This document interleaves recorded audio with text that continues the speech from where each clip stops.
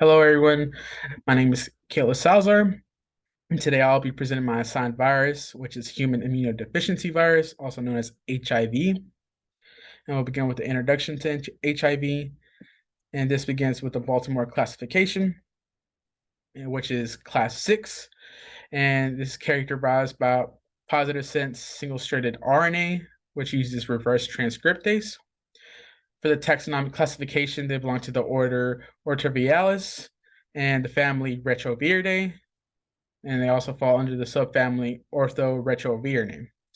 The genus is lentivirus, and for the host organism, as it says in the name, they infect humans and also known as Homo sapiens.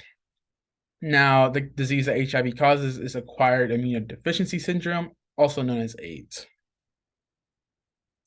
Here we have an image of the HIV virion, and we'll start discussing the virion structure. The size can range from 100 to 120 nanometers, and it has a conical or cone-shaped capsid, and there is a lipid envelope present. The viral RNA genome consists of two identical copies of positive sense single-stranded RNA, and they can range from 9 to 10 kilobases. Now we'll go into more details of the structural proteins, and here we'll begin discussing the trimeric transmembrane glycoprotein GP41, which is attached to the spike protein, also known as the surface glycoprotein GP120. And then we have our matrix protein P17 and our co-proteins P24 and P6 and our nucleocapsid protein P7. Now there are three important enzymes in the virion as well, which is protease P12, integrase P32, and reverse transcriptase, which is a heterodimer, which consists of P66 and P51, with P66 containing the RNase H domain. And as you can see in the image, we have all the structural proteins that we just discussed and enzymes. For our HIV genome, you can see that we have our 5' and our 3' long terminal repeats, which is highlighted in orange. And then we have our important genes, which are our GAG, our POL, and our M gene. The GAG gene translates for nucleocapsid proteins as well as matrix and core proteins. Our POL genes is used for our important enzymes such as reverse transcriptase, integrase, and protease. Our M genes are used for the transmembrane protein and our glycoproteins. The gray genes symbolize regulatory elements or regulatory proteins. Now, how does HIV enter the host cell? This begins with the interaction of the spike protein GP120 with the receptor CD4 and the co-receptor CCR5 or CXCR4. And this brings the viral envelope close to the plasma membrane. And this causes a conformational change in the hydrophobic domains of GP41, which mediates the fusion of the viral envelope in the cell membrane phospholipid bilayers. This causes a fusion pore to form, creating a channel for the RNA genome to enter the cytoplasm of the host cell. Now, once the RNA genome is inside the host cell, reverse transcriptase is activated, and this begins with the transcription of the single-stranded RNA genome into our complementary DNA or negative sense DNA, and this shows RNA-dependent DNA polymerase activity. As our complementary DNA is being transcribed, our RNA is being degraded by RNase H.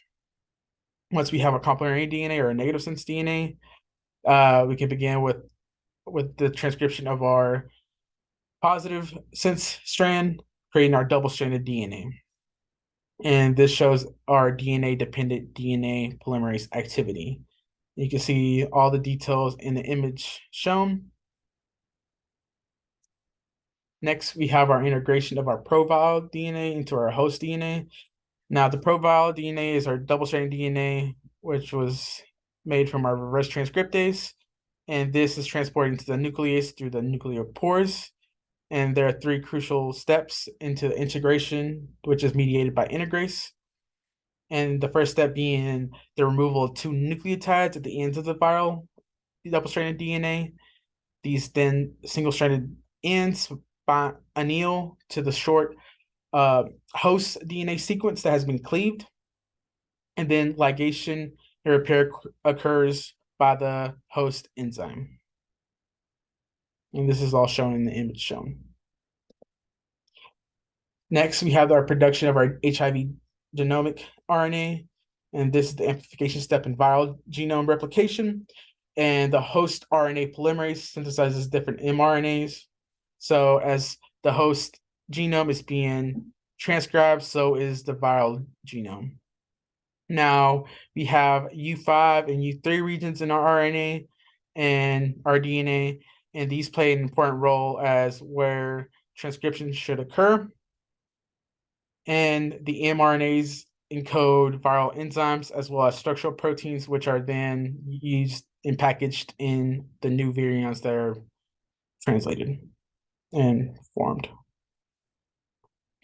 Next, we have our HIV gene expression. There's a promoter region in the upstream long terminal repeat region. And then an important transcription factor is our TAT, which regulates the synthesis of full-length viral mRNA. And there has been shown that there is temporal phase expression, which is regulated by our REV transcription factor, which is responsible for splicing the length of newly formed RNAs. And in the early stage, there are regulatory proteins. In the late stage, there are structural proteins. Now, there are RNA that encodes polyproteins that are cleaved by the viral protease. There's also ribosome frame shift of the GAG and POL genes, as they are not in frame. And these also form polypeptides. Next, we have our assembly and release of HIV. And this begins with the acquisition of the lipid envelope from the plasma membrane. How is this done? As our viral genome is being transcribed and translated by ribosomes, this forms our capsids. And there's an accumulation of our viral glycoproteins as well in the plasma membrane. And these glycoproteins interact with our capsid and our matrix proteins, allowing for the budding of our virion and being released out of the host cell. And this will ultimately lyse the cell as well. Now, how does HIV evade the immune system? We'll begin how it evades the innate immunity. Innate immunity is characterized by our physical barriers, such as our skin or in our mucosal membranes, and this usually occurs when there is a break or a tear in our physical barriers, such as our skin, and this allows for like direct contact with our blood or other bodily fluids. Another example is our how it evades adaptive immunity, as our RNA genome, our viral RNA genome is being made. Reverse transcriptase does not have proofreading capabilities, and this allows for quasi-species to be formed, and these quasi-species cannot be recognized by antibodies, which mediates immune escape. Now here we have an image of other mechanisms of how they evade the immune response. As I mentioned before, they infect CD4 positive cells, and they also lyse them, resulting in a decreased immune function. There's also latency with HIV, which does not trigger the immune response as this is immunosilent.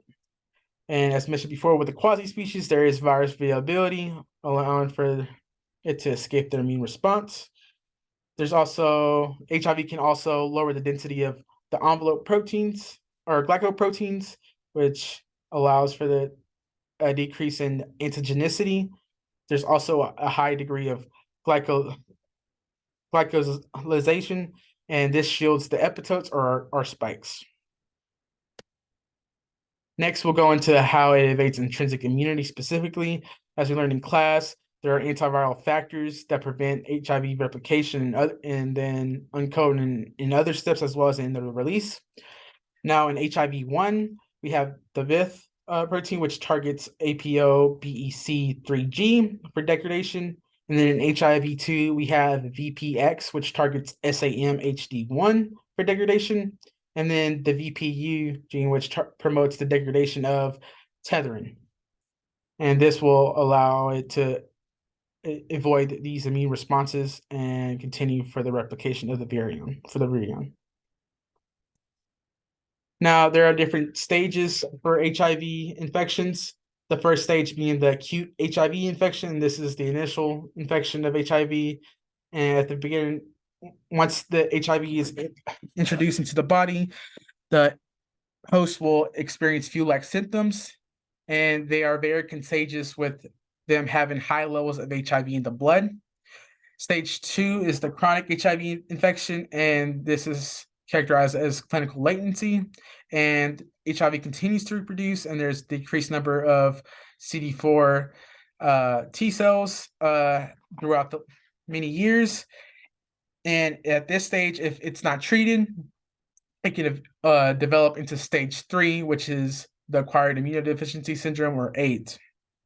And this is characterized by having a high viral load and can also be easily transmitted. The immune system is so badly damaged that opportunistic diseases can take a hold of the host and cannot fight these infections as well. The survival rate's about 3 years for AIDS patients or hosts. Now, HIV latency in HIV virus infects CD4 positive T cells, and this integrates into the DNA, as we mentioned before, into the host genome. And the provirus expresses the full range of genes and new variants that are produced. But there's a certain number of infected CD4 positive T cells that contain the provirus in full latency. So not the full genes are being expressed. And that's usually ranges from a million to 10 million to, a million to 10 million cells. Now, the mechanism of reactivation isn't widely known, but it generates new virions that often elevate the level of virus in the body above the prior level. Now, the transmission pathways, there are two different transmission pathways, which is horizontal and vertical. And the horizontal is characterized by the transmission of a disease or illness from one organism to another of the same species, excluding from mother to child. And the most common ways is the exchange of bodily fluids, and this can be either in sex, and there's a transmission between the vaginal fluids as well as rectal fluids or semen. This can also do whenever there's a cut and blood, infected blood gets into contact to non-infected blood, allowing for the transmission of HIV. There's also non-sterile equipment such as needles or syringes. So if someone is sharing a needle that has not, and that if an infected HIV person uses a needle and they can infect the non-infected HIV host with the injection of that needle. For vertical transmission, there's also placental, and then also during birth through the birth canal, but this only occurs at 15%. There's also afterbirth through breast milk. Now, there are treatments to prevent this as well now, but these are the different methods of that HIV can be transmitted. Here are my references, and thank you for listening into my PowerPoint about my assigned virus.